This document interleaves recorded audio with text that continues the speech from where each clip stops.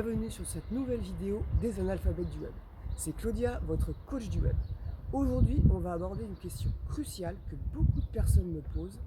Est-ce que j'ai le droit de prendre du texte et des images sur un site pour le mettre sur mon propre site web? On va aborder la notion de contenu dupliqué, d'image libre de droit. Je finis mon footing matinal dans un lieu idyllique et je retourne à mon bureau et je vous montre tout ça directement sur mon écran.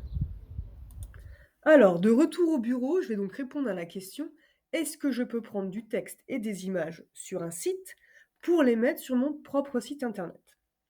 Alors, je vous ai mis une image un petit peu choc avec des menottes. C'est tout simplement pour vous faire bien comprendre que même si sur internet on a accès à beaucoup de choses, à beaucoup de contenu, on ne peut pas faire n'importe quoi. Et non, on ne peut pas copier-coller du texte et des images d'un autre site internet et les coller comme ça directement sur notre propre site internet. Par rapport à ça, on va aborder deux notions. La première est une notion juridique, donc c'est le plagiat. Le plagiat, c'est quoi? C'est en fait copier délibérément ou emprunter le travail de quelqu'un, donc que ce soit des textes, des images, des vidéos, etc., sans demander son accord au préalable et sans l'en informer. Le plagiat, en fait, constitue une violation des droits d'auteur, ce qui peut entraîner des poursuites judiciaires, des amendes et autres sanctions légales.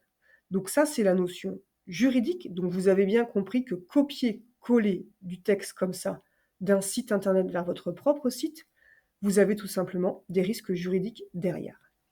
Et il y a une deuxième notion importante, qui est une notion ici technique. Copier-coller du texte d'un autre site internet vers votre propre site internet s'appelle aussi du contenu dupliqué. Donc ça, c'est une notion technique. Et les moteurs de recherche ici, tels que Google, sont capables de détecter le contenu dupliqué et ils privilégient le contenu original et pénalisent les sites qui utilisent du contenu dupliqué. Ça veut dire quoi? Ça veut dire que si vous copiez-collez du texte d'un site vers votre propre site, les moteurs de recherche tels que Google vont s'en rendre compte et vont vous sanctionner. Comment? Tout simplement par un déclassement significatif dans les résultats de recherche, voire une exclusion totale. Donc en conséquence, vous allez avoir un impact néfaste sur le référencement de votre site internet. Donc vous avez bien compris que copier-coller du texte d'un autre site vers votre site internet a un impact derrière juridique, mais aussi technique. Alors là, j'ai abordé la notion technique de contenu dupliqué, d'un copier-coller d'un autre site vers votre propre site. Mais le contenu dupliqué, il va bien plus loin que ça. Et ça, c'est une notion que beaucoup de personnes ne savent pas. Il faut savoir que le contenu dupliqué ne se limite pas simplement à copier-coller du texte d'un site à un autre, mais même au sein de votre propre site, il est crucial d'éviter toute répétition. Sur votre propre site, vous ne devez pas avoir du contenu identique sur les différentes pages de votre site. C'est aussi néfaste pour le référencement de votre site. C'est aussi considéré comme du contenu dupliqué. Donc là, j'ai pris l'exemple d'un site internet qui vend des boucles d'oreilles, des bijoux. Donc souvent, on a plusieurs pages produits, plusieurs pages de boucles d'oreilles avec un titre, le prix et une description. La même chose, ici un titre, le prix et une description. Eh bien ici, au sein de votre propre page, vous ne devez pas avoir le même contenu. Donc il faut bien prendre le temps d'écrire un contenu à chaque fois différent. Pourquoi? Parce que c'est considéré comme du contenu dupliqué et c'est néfaste pour le référencement de votre site internet. Un autre exemple, vous venez de créer un article de blog, vous souhaitez le partager sur vos réseaux sociaux, donc Facebook, LinkedIn, etc. Et souvent, ce qu'on fait, c'est qu'on fait un copier-coller et on le colle sur les réseaux sociaux. Là encore, attention, c'est aussi considéré comme du contenu dupliqué. Donc, vous devez réécrire le texte et ne pas vous contenter de le copier-coller sur les réseaux sociaux, car sinon, il sera considéré comme du contenu dupliqué, ce qui peut vraiment être très néfaste pour votre référencement. Donc, vous l'avez compris, il y a d'abord une notion juridique, le plagiat avec un risque juridique derrière. Et ensuite, vous avez aussi une notion technique avec un risque néfaste pour le référencement de votre site internet.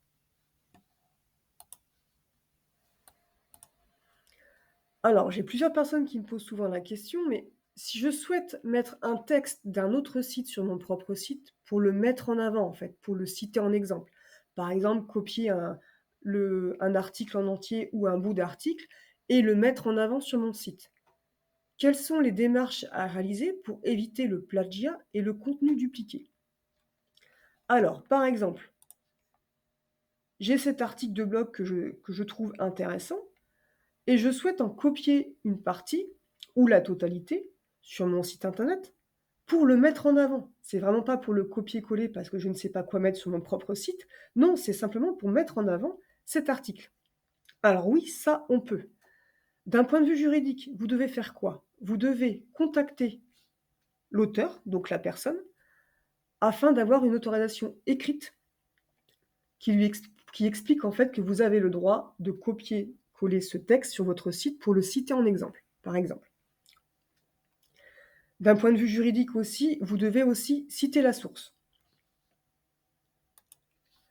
Donc par exemple, vous copiez-collez le texte et en bas du texte, vous mettez source, nom, prénom et aussi le lien par exemple vers l'article du site ou le site en lui-même. Donc ça, c'est d'un point de vue juridique. On obtient l'autorisation et on cite la source. Mais par contre, si vous restez comme ça, d'un point de vue technique, les moteurs de recherche vont comprendre que c'est du contenu dupliqué et ça va être néfaste pour votre référencement. Donc si vous souhaitez copier-coller un texte sur votre site, il faut utiliser les balises HTML block-out. Alors là, vous me dites, Claudia, vous êtes en train de nous perdre. On avait dit pas de technique. Je suis un petit peu obligée quand même de parler de technique, mais vous allez voir, ça va être très très simple. Donc pour créer moi le site internet, j'utilise le CMS WordPress. Donc là, je suis sur une page d'article. Donc pour utiliser ce qu'on appelle les balises block-out et donc expliquer concrètement au moteur de recherche qu'il s'agit en fait d'une citation, d'un exemple, que ce n'est pas du copier-coller, vous cliquez ici sur le petit plus, ajouter un bloc, vous cherchez le bloc citation, voilà, vous allez copier ce que vous souhaitez coller, et vous le collez à ce niveau-là. Et là, voilà, vous rajoutez la source, etc.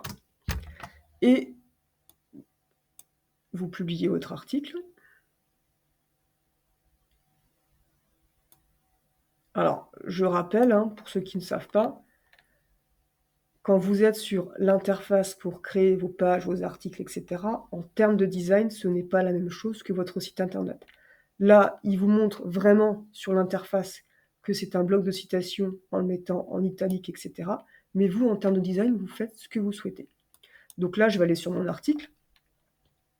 Et donc, j'ai copié, j'ai mis la source. Et donc là, qu'est-ce qui se passe? C'est que, bon, j'ai fait ça rapidement, vous avez bien vu. Juridiquement, j'ai demandé l'autorisation à l'auteur. J'ai cité la source, nom, prénom et lien du site. Et techniquement, j'ai mis ça dans des balises block-out, donc dans un bloc de citation. Donc techniquement, les moteurs de recherche tels que Google vont bien voir qu'il ne s'agit pas d'un copier-coller, mais d'une citation. Donc ça ne va pas être considéré comme du contenu dupliqué. Donc ça, voilà. Donc je vous ai vite montré en fait comment on faisait ça directement sur les sites WordPress. Alors pour ceux qui n'utilisent pas cette interface, donc qui est l'interface en fait l'éditeur Gutenberg, mais qui utilisent l'éditeur classique, c'est un petit peu la même chose. Donc voici comment se présente l'éditeur classique. Hop, vous tapez votre texte, vous le sélectionnez et vous cherchez le bloc de citation qui est ici. Voilà. Même chose ici sur l'interface, il se met en italique. Vous faites mettre à jour. Ou publier si vous publiez un nouvel article. Et donc ici, il m'a tout simplement copié-collé mon texte. Mais comme j'ai mis dans un bloc de citation, il n'y a pas de souci, les moteurs de recherche ne vont pas considérer ça comme du contenu dupliqué. Alors attention, ne confondez pas la touche guillemets de votre clavier et la balise blocote. Ça veut dire quoi? Ça veut dire ici, je vais le faire en direct, si je mets des guillemets, je tape du texte et je mets des guillemets. En termes de design, oui, on peut penser que c'est une citation parce que j'ai mis des guillemets, mais en termes techniques, ça ne sert strictement à rien, ça va être considéré comme du contenu dupliqué. Il n'y a vraiment que cette fameuse balise blocote, bloc de citation, avec lequel vous pouvez vraiment dire au moteur de recherche qu'il ne s'agit pas de contenu dupliqué. Donc en suivant ces différentes démarches, vous pouvez éviter le plagiat et le contenu dupliqué tout en respectant les droits d'auteur et en maintenant l'intégrité de votre site internet. Alors, si je souhaite m'inspirer d'un texte d'un autre site pour réaliser un contenu sur mon propre site, que dois-je faire pour éviter le plagiat et le contenu dupliqué? Vous avez par exemple trouvé un article qui est sur la même thématique que le vôtre, vous le trouvez intéressant, sympathique, vous vous dites mais c'est vraiment ce que je veux faire. Et bien tout simplement, vous regardez l'article comment il est fait, et puis vous réécrivez l'article, tout simplement. Vous utilisez des synonymes, vous restructurez les phrases, vous réorganisez les paragraphes, vous ajoutez des informations différentes avec des exemples, des anecdotes, des données personnelles, etc. pour enrichir le contenu et le rendre plus pertinent et informatif, et surtout qui vous corresponde. Et vous reformulez les idées. Ce qui est vraiment important, c'est de comprendre qu'on ne fait pas de copier-coller. On peut s'inspirer des textes, je suis la première à le faire. Je m'inspire d'autres articles pour créer mes propres articles. Je m'inspire d'autres sites pour créer le contenu de mes propres sites ou des contenus des sites de mes clients. Il n'y a pas de souci. Mais par rapport à ça, je reformule, je réécris totalement l'article. Donc il faut bien comprendre qu'en combinant ces différentes méthodes, vous pouvez réécrire le texte de manière significative tout en préservant son essence et en évitant le plagiat et donc le contenu dupliqué. C'est vraiment très très important de ne pas faire de copier-coller. Alors maintenant, je vais vous montrer quelques outils simples et gratuits pour vous aider à voir si vous avez créé du contenu dupliqué ou pas. Alors il existe plein d'outils en ligne, j'en ai sélectionné 4. Donc ils sont gratuits, certains ont une version payante derrière, mais la version gratuite vous suffit. Et ils peuvent vous aider à identifier et à résoudre certains problèmes de contenu dupliqué. Alors, la plupart de ces outils sont disponibles en anglais, mais alors ne vous inquiétez pas, moi mon niveau d'anglais s'arrête à Brian is in the kitchen et je m'en sors très très bien. Alors, le premier outil que je vous montre, c'est Duplicate Checker. Alors, vous inquiétez pas, je vais vous mettre dans la description tous les liens des différents outils. Alors, c'est un outil en ligne, un site internet, qui est très puissant pour détecter du contenu dupliqué. Donc, c'est quoi? Tout simplement, vous copiez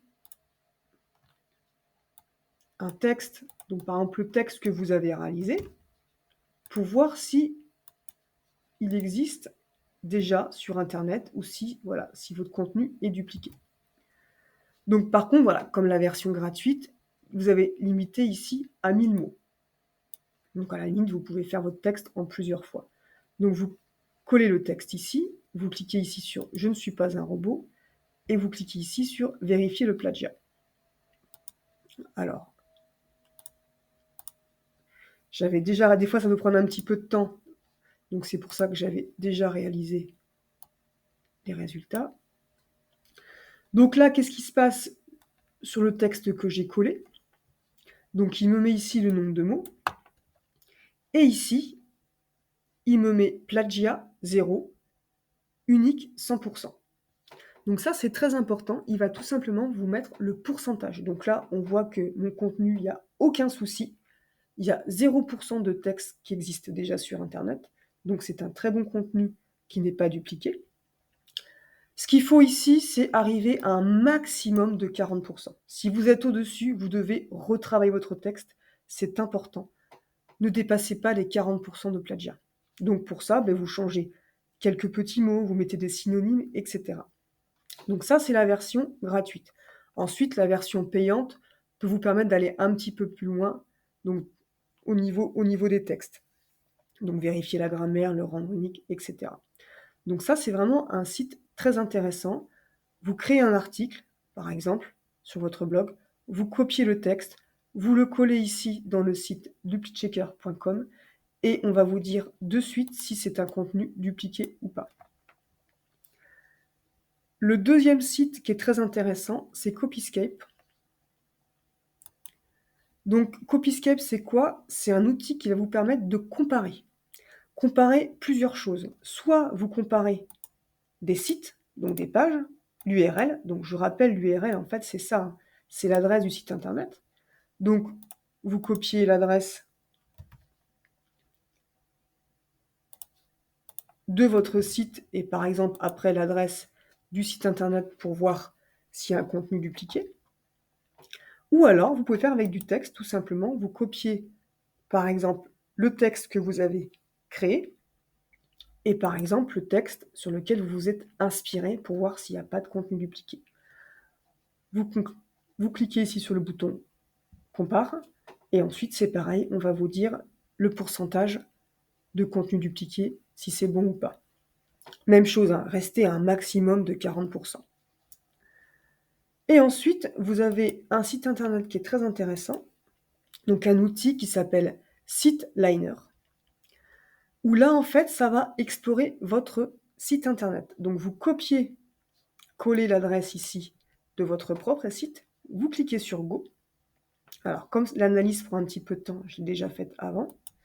Et qu'est-ce qui se passe? Il va tout simplement analyser votre site internet, et notamment ici, au niveau du duplicate content, donc contenu dupliqué, vous dire si vous avez des pages de contenu ou pas. Donc là, vous cliquez ici sur duplicate content. Et ici, vous allez voir les pages qui ont un contenu qui est dupliqué.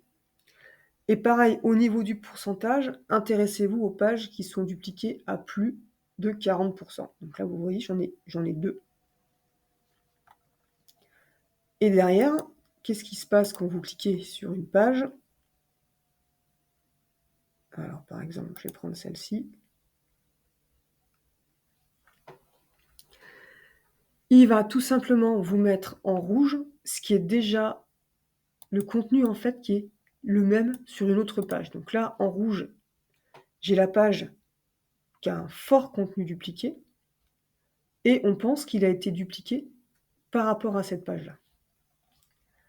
Après, voilà, il faut faire attention, il vous met en rouge. Si vous voyez bien ce qui est noté en rouge, ici, j'ai un contenu dupliqué à 50%, mais en fait, il reprend le menu et ce qu'il y a sur le côté qui est en effet identique. Mais au niveau du texte, vous voyez bien que le texte n'est pas du tout dupliqué.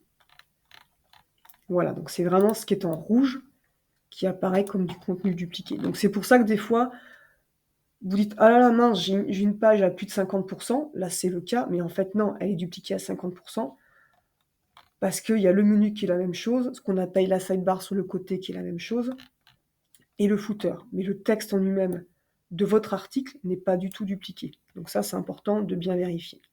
Donc ça, c'était l'outil SiteLiner. Et le dernier qui est intéressant serait Grammarly. Ah, je vais vous donner une petite astuce pour, si vous utilisez le navigateur Chrome et que vous avez une page ici qui est en anglais, vous faites un clic droit et ensuite vous cliquez ici traduire en français. Voilà, c'est tout simple. Maintenant, c'est beaucoup plus facile à lire.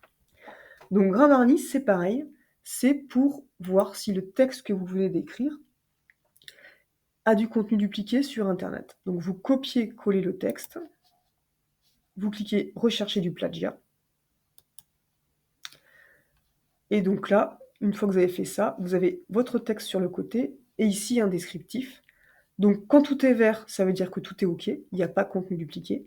Si jamais votre contenu, vous avez créé un contenu dupliqué, c'est écrit en général en rouge. Et donc là, à vous de retravailler votre texte pour être à moins de 40% de contenu dupliqué. Et sachant que sur cet outil-là, vous pouvez créer un compte gratuit et derrière, vous avez aussi, même gratuitement, plus d'options que si vous ne connectez pas. Donc en combinant l'utilisation de ces différents outils, vous pouvez efficacement prévenir le contenu dupliqué sur votre site web. En veillant à ce que votre contenu soit original et unique, vous allez vraiment renforcer la crédibilité de votre site aux yeux des moteurs de recherche et de vos visiteurs. Donc il faut vraiment faire attention, le contenu dupliqué a vraiment un impact néfaste sur le référencement de votre site internet. Alors, et là vous allez me dire, et les images? Est-ce que je peux prendre une image d'un autre site pour la mettre sur mon propre site internet? Alors c'est vrai que c'est pareil, c'est très facile de copier des images d'un site internet. Vous allez sur une image, vous faites un clic droit et vous faites enregistrer l'image sous et ensuite vous pouvez la mettre sur votre site internet. Mais là, c'est pareil, vous n'avez pas le droit de copier, de coller des images comme ça. Alors, quelle est l'astuce? Eh bien, c'est tout simple.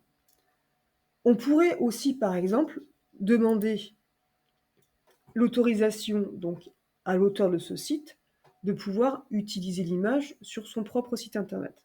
Ça, c'est tout à fait possible. D'un point de vue juridique, il n'y a pas de souci. Sachant que d'un point de vue technique, il n'y a pas de notion de contenu dupliqué des images. Donc là-dessus, on oublie. Il n'y a que le point de vue juridique au niveau des images à faire attention. Sauf que demander l'autorisation à un site internet de pouvoir utiliser l'image, c'est quelque chose que je déconseille. Pourquoi? Parce qu'en fait, vous ne savez pas si tout simplement ce site-là, c'est vraiment l'auteur de cette image. Si lui, il a peut-être aussi copié-collé l'image d'un autre site. C'est pour ça que c'est une technique que je vous déconseille. Le plus simple, c'est d'utiliser vos propres photos directement. Alors attention sur vos photos, si vous avez des personnes qui sont sur vos photos, il faut demander l'accord écrit à ces personnes de pouvoir utiliser leur image sur votre site internet. Et donc le plus simple, c'est d'utiliser des sites internet d'images libres de droit. Alors, c'est quoi? C'est tout simplement des sites internet qui répertorient plein d'images que vous pouvez télécharger gratuitement, ou certains aussi sont payants, et que vous pouvez utiliser, suivant les licences des images, à des fins personnelles et commerciales. Donc je vais vous en donner un certain nombre, ne vous inquiétez pas, je vais vous mettre les adresses directement dans la description. Donc vous avez par exemple ce premier site qui s'appelle Pixabay. Hop, il vous suffit de faire une recherche, par exemple vous voulez une image de forêt par exemple. Voilà. Alors, Pixabay c'est gratuit, d'accord? Mais les premières images qui sont marquées ici, vous le voyez, hein, images sponsorisées, appartiennent en fait au site payant eStock. Voilà. Il faut savoir que sur les sites d'images libres de droit, gratuites, vous avez toute une banque de données, mais c'est vrai que vous avez beaucoup plus d'images et de possibilités sur les sites payants. Alors moi, personnellement, je n'utilise que des images gratuites, que ce soit pour mes propres sites ou les sites de mes clients, et j'ai pas de difficulté à trouver des images. Donc les premières sont payantes, vous descendez un petit peu, vous avez une image qui vous plaît, vous cliquez dessus, et vous pouvez ici tout simplement télécharger l'image. Alors, gratuite pour utilisation sous licence de contenu. Donc, vérifiez la licence. Donc c'est en anglais, hein, vous pouvez le traduire. Mais en règle générale, quasiment la totalité des images sur Pixabay ou les autres sites, vous pouvez les utiliser à des titres personnels et commerciaux. Commercial, c'est-à-dire que vous pouvez les mettre sur votre site internet, vos flyers, etc. Alors, sur Pixabay, et comme sur d'autres, si vous connectez pas directement sur le site, vous êtes limité pour télécharger la taille de l'image. Si vous voulez des images plus grandes, il faudra vous créer un compte, c'est gratuit, et vous pourrez ainsi télécharger des images beaucoup plus grandes en meilleure résolution. Donc voilà pour le site Pixabay. Vous avez la même chose sur le site Pexel. Donc pareil, vous faites autant de recherches que vous souhaitez. Vous avez la même chose sur le site Unsplash. Donc même chose, vous faites des recherches, donc c'est gratuit et vous pouvez en télécharger autant que vous souhaitez. Et vous avez un autre site que j'aime vraiment beaucoup, qui est FreePic. Alors là, je vais vous montrer un exemple pareil sur les forêts. Pareil ici, il y a toujours des images payantes et en dessous, ce sont les images gratuites. Quand vous avez un petit icône comme ça veut dire que l'image est payante. Donc si vous voulez que des images gratuites, ici dans les filtres, vous cliquez sur gratuit. Photo, donc ça va être tout simplement des photos. Vecteur, ça va être des illustrations, des images. Donc vous choisissez ce que vous souhaitez, tout simplement. Et ensuite, vous cliquez sur l'image et vous téléchargez. Alors Freepik, contrairement aux autres que je vous ai montré tout à l'heure, vous êtes limité par jour en téléchargement. Donc je crois que vous avez le droit à 2 ou 3 images par jour sans créer de compte. Et je crois que vous avez le droit à 6 ou 7 images par jour si vous créez un compte gratuit. Voilà. C'est une limitation. Moi, c'est ce que j'utilise. J'ai pas de compte payant sur Freepik et je m'en sors très bien. Je télécharge régulièrement des images. Il n'y a pas de souci là-dessus. Et un dernier site que je vous montre, c'est Flaticon. Donc ça dépend de Freepik. C'est la même chose, sauf que là, bon, lui, il est en anglais complètement. Sauf que là, en fait, ce ne sont pas des images, mais des icônes. Donc ça permet aussi des fois d'illustrer certains passages de votre site internet, de vos blogs, etc. Donc là, ce ne sont que des icônes. Donc très intéressant aussi. Donc pour les images, je vous dis vraiment le plus simple, c'est d'utiliser des sites gratuits libres de droit ou payants libres de droit comme eStock ou vos propres photos. Alors, si vous souhaitez en savoir plus sur la notion d'image et de droit, je vous conseille le site Droit et photographie de l'avocate Joëlle Verbruge. C'est une mine d'or, je vous mettrai le lien dans la description. Il y a vraiment plein d'informations par rapport au droit et l'image. Donc c'est une avocate spécialiste dans le droit à l'image. Et elle a aussi réalisé un livre, donc elle a réalisé pas mal de livres très intéressants, mais notamment celui-ci qui est Checklist entreprise communiquée par l'image en toute légalité. Donc qui est très simple à comprendre et très sympa. Donc si vous souhaitez en savoir plus, n'hésitez pas à aller sur ce site et à acheter ce livre qui est vraiment très très intéressant. Alors c'est pas pour faire de la pub, hein, c'est vraiment que je l'ai aussi de mon côté et que ce site est vraiment intéressant. Alors une dernière chose au niveau des images, quand vous téléchargez des images donc sur des sites libres de droit, donc comme Pixabay ou autres, pensez au niveau de vos mentions légales à noter les crédits d'image. C'est-à-dire que sur votre page mention légale de votre site internet, vous mettez en fait tout en bas crédit photo et vous mettez les différents sites où vous téléchargez les images. Et vous pouvez aussi mettre, quand vous téléchargez une image par exemple sur Pixabay, télécharger, vous avez ici image par Joe. C'est-à-dire que Joe, c'est tout simplement l'auteur de cette image. Donc vous copiez donc directement le crédit donc par rapport à la licence de cette photo et vous le collez ensuite sur votre page mention légale au niveau des crédits photos. Voilà, donc ça c'est aussi important de noter tous vos crédits photos dans les mentions légales. Alors, en conclusion, vous avez quand même bien compris qu'on ne peut pas copier-coller du texte et des images comme ça sur votre site. Il y a d'abord la notion juridique, donc le plagiat, un risque juridique, et derrière, vous avez la notion technique, donc la notion de contenu dupliqué, donc entre un site internet et votre propre site, et le contenu dupliqué aussi entre les propres pages de votre propre site internet. Donc là, ça a un impact néfaste sur le référencement. Et comme je vous le conseille, au niveau des images, passez directement par des sites gratuits, libres de droit, c'est beaucoup plus simple. Et ça va vous permettre vraiment aussi d'avoir des photos très sympas sur votre site.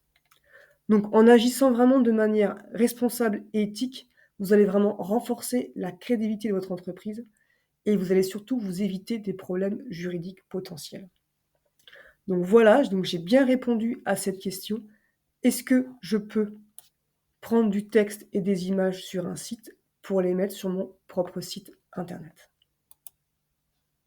Voilà, c'est la fin de cette vidéo. Si tu as aimé ce que tu as découvert, appuie sur le bouton j'aime ici, juste en dessous, ça fait toujours plaisir. Et pour continuer cette quête ensemble, n'hésite pas à t'abonner à cette chaîne là, juste en haut. Et tu peux aussi regarder d'autres vidéos des analphabètes du web, là, juste sur le côté. Merci pour ta présence, on se donne rendez-vous très bientôt pour de nouvelles aventures avec les analphabètes du web. À très vite.